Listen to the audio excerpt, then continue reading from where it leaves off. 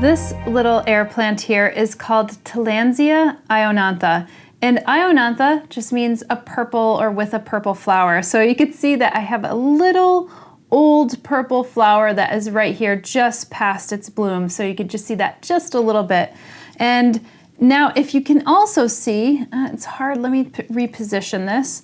There is a second one just starting to grow off of this one right here. That's probably the best where you could actually see it. It's not as super well formed.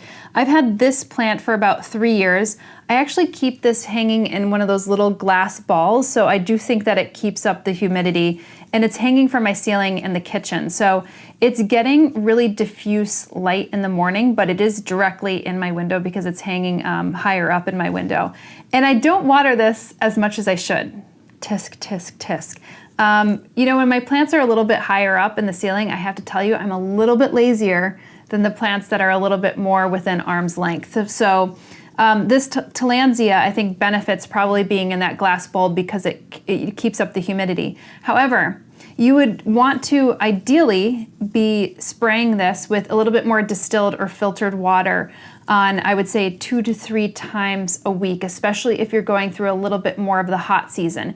If you have this in a little bit more intense light, which, by the way, this plant could handle a little bit more intense light, I would say if you're giving it a bright, indirect light, it's going to be great for this plant. I'm growing more of mine in a medium condition, but because of this kind of silvery white, kind of furry appearance, this tells me that this plant could actually manage being in a little bit more of intense light. If you're not going to be spraying your plant, then you could totally dunk your plant in water, but don't use your regular tap water. I mean, if you go back to my watering episodes on like how to like water your plants, kind of a little bit more of that Houseplant 101, you'll see that depending on where you live, your water might have some really bad chemicals or heavy minerals in the water that could probably damage a little bit more of these Tillandsias or these air plants. So you'd either want to let your water sit, or you'd get a little bit more of a filtered water, or you'd even get a distilled water. And typically what I like to do is dunk it in distilled water, which again doesn't have any kind of minerals, but I would add a little bit more of Tillandsia fertilizer to that water. And that fertilizer usually I think is like I think it's like 17-8-22 if I remember off the top of my head. So I'll just put a little bit of that in the water, and I'll dunk these for about an hour.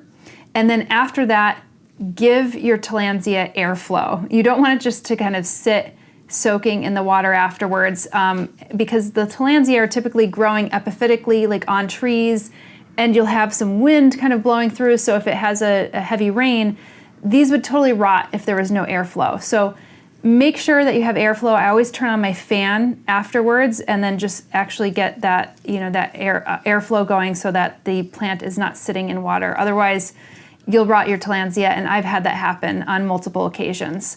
So this one, like I said, is growing a second one right off of here.